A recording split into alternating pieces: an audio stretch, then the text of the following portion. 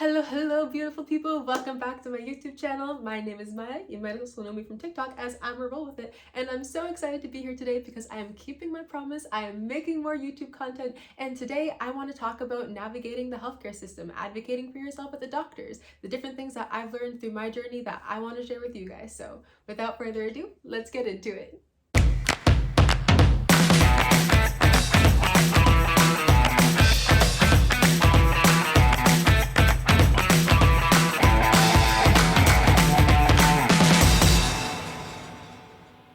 Forgot to film this earlier, but just some quick information about me. I was undiagnosed for about 2 years. My physical disability started around 2 years ago. I went from being athletic and running and doing all sorts of things to suddenly not being able to walk to and from my classes. And I was thrown into having medical issues and having to navigate the healthcare system. And there are just so many things that I had to figure out that I wish I had known sooner. That would have been super helpful for me. So hopefully I can cover that in this video for you guys.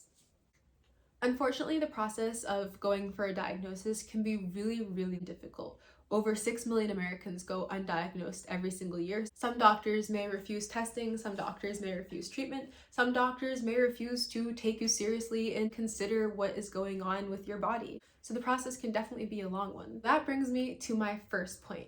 Trust yourself. You know your body better than anybody else. If something feels wrong, if something is off, only you can know that. And so when you see doctors, if they try to gaslight you, if they try to minimize your symptoms, if they are refusing to take you seriously, remember, you know your body. So trust yourself. I noticed that I was beginning to start leaning to one side. I forget which side it is. It's this side because my shoulders are this way. But I noticed that I was beginning to tilt a little bit and I was like, oh, I think I'm developing scoliosis. I did some research and learned about the fact that there are different ways that people can develop scoliosis as adults.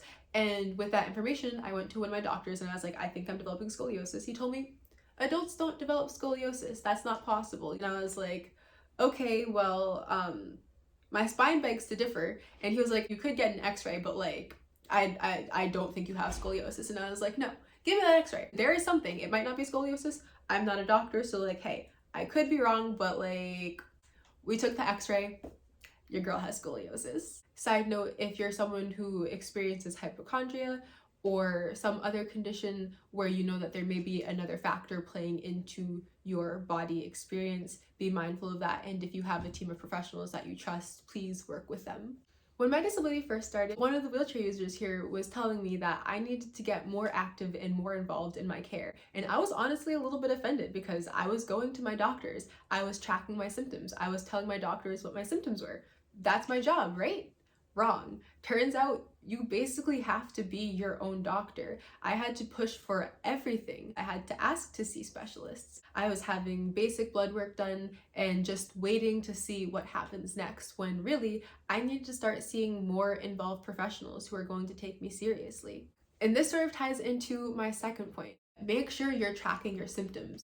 So having a journal where you're writing things down, or a list of notes in your phone where you're tracking the dates, the times, and the different things that happen as your symptoms are occurring can be really helpful, and can also make your doctors take you a little bit more seriously. When you give them a detailed chart or a very complete list that is going into detail about the different things that you're experiencing, that can help them get a better understanding for what's actually going on inside your body. So track your symptoms and try and keep it organized in a manner that is easy to share with your doctor, so that way they might take you a little bit more seriously and they can get a better idea. And that brings me to another really important point. I almost missed this one. It can be really helpful to look for communities and individuals who have similar stories. I found myself joining a lot of different subreddits and following a lot of different creators who were having similar experiences to myself, and I was able to see what their diagnosis stories looked like and able to figure out how people's symptoms related back to them getting a diagnosis. Through doing that, I was actually able to find groups of individuals who had the same diagnosis that I ended up receiving in the end.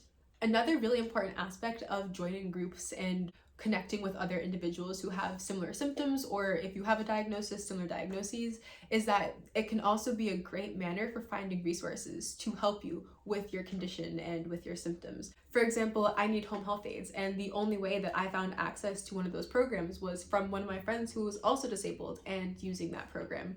I was able to bring that program to my doctor and say, hey, this is what's been happening, and you know that I have more needs. This program can actually meet those needs. So could you fill out this paperwork maybe? Could you help make this happen?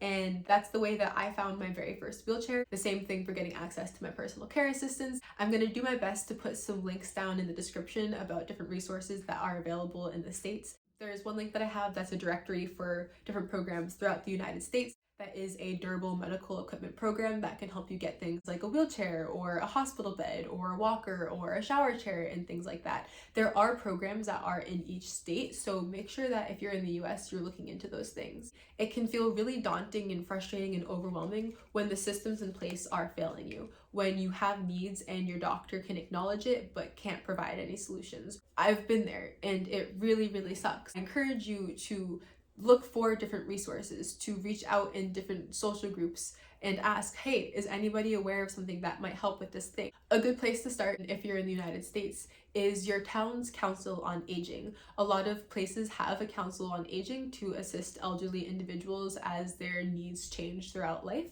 But these programs also are aware of other organizations, and they oftentimes will work with younger people too. Sometimes you have to be your own advocate and ask your doctor for care. Don't mind me popping in while editing, but I missed a really important point. If there is a diagnosis or condition that you think makes the most sense for you, unfortunately, coming straight out to your doctors and saying, I think I have X, Y, or Z conditions generally doesn't work. I found that the best way to get doctors to start taking me more seriously and the things that I'm discovering on my own is to casually suggest an idea like, oh, I heard about this condition and like some of the symptoms overlap with mine, like, what do you think? When actually what I'm thinking is, hey, I think this is a condition that we should be testing for. I'd appreciate it if you look into this and consider this as a possibility for me. This is actually a really important part of my diagnosis story. There was one condition that I brought up to a few of my different specialists, and they were like, yeah, that does make sense for you. I don't know enough about it. That's not really in my area, so like, I'm not going to talk about it. And so unfortunately, some of those specialists were pretty dismissive of what ended up being my actual diagnosis, but because they did begin to consider it and put it on their radar, even though they weren't able to diagnose it, they were able to put that in my notes, in my medical history, and when I went to a specialist who was more familiar with that condition, they were able to see that history, the fact that other people had been considering it, looking at the testing and the things that related back to that diagnosis, and that gave me more of a platform to start off of when I saw that specialist. If there are conditions that you think that you may have or conditions that you want your doctor to consider, sometimes when you say straight out, I think I have X, Y, or Z, the doctor just shuts it down. One frequent thing that I hear a lot of people experience is their doctor says, oh, so you Googled stuff, you must know everything. It doesn't work that way. Being medically involved and spending most of your time researching your condition and researching medicine and researching conditions similar to what you're going through can be very informative, and people are able to become very educated. I'm not going to claim that I know as much as a doctor, and I'm not going to claim that I have as in-depth an understanding of medicine as somebody who has gone to medical school, but through the time that I spend researching and educating myself about different things, I am able to learn enough, and in doing so, I was able to help figure out a lot of what I needed for my diagnosis. So be careful with how you approach your doctors with certain things. Some doctors need their ego stroked. Doctors are human, which means they don't know everything and they can make mistakes. A big suggestion of mine is to make sure that you have access to your patient portals, to make sure that you can see all of your test results, because unfortunately, I've had doctors neglect to mention that certain labs are off. I've had doctors just completely miss different things that were coming back with my panels. And so I always make sure that I go through everything that shows up in my patient portal and I look at all of my test results to see where my abnormalities are, so that way I have an understanding of what's going on as well. Another thing that I also do with that is for any scans that I have, like an X-ray or an MRI, I make sure that I ask for those scans and I look at those scans myself. One thing that happens very frequently is we are forced to do our own research. I do have a little bit of a medical background. I was a biology major in university and I was on the pre-med track. I will research how to read certain scans and I will research what my results mean. And I also look for studies that talk about what different test results may mean for the different conditions that I've already been diagnosed with.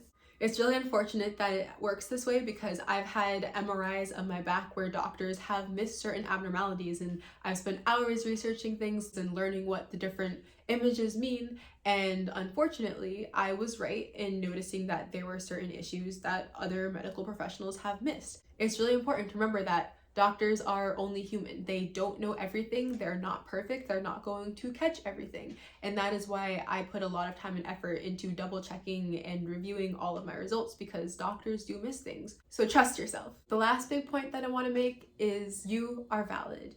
Your story, your journey, your experience with your disability is valid. I know we live in a very ableist world where there's so many different voices and opinions about what disability is, about what you should or should not do, about who can use mobility aids, about who can't, and your experience with your disability is valid. Whether you're diagnosed or not, being undiagnosed does not exclude you from being disabled. It does not exclude you from having needs.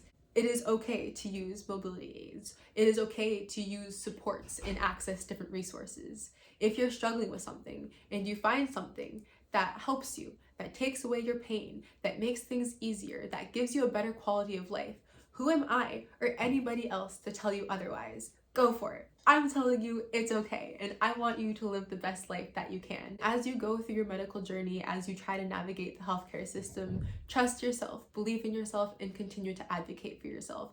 I know it gets hard, I know it gets exhausting, and sometimes it feels like things will never end, but you got this, and I believe in you, so don't give up. And with that, I think I've covered everything that I wanted to today. I appreciate you guys being here and watching the video all the way through. If there are any other things that I missed during this video or questions and things that you guys want me to cover, please feel free to drop them down in the comments, because I want to help you guys. I want to support you guys. So much of what I've learned and so much of what's helped me, I've gained from other people in the community. The disabled community is strong and powerful, and we're here, so let me know. Thank you guys for watching, and I hope all of you have a splendid day.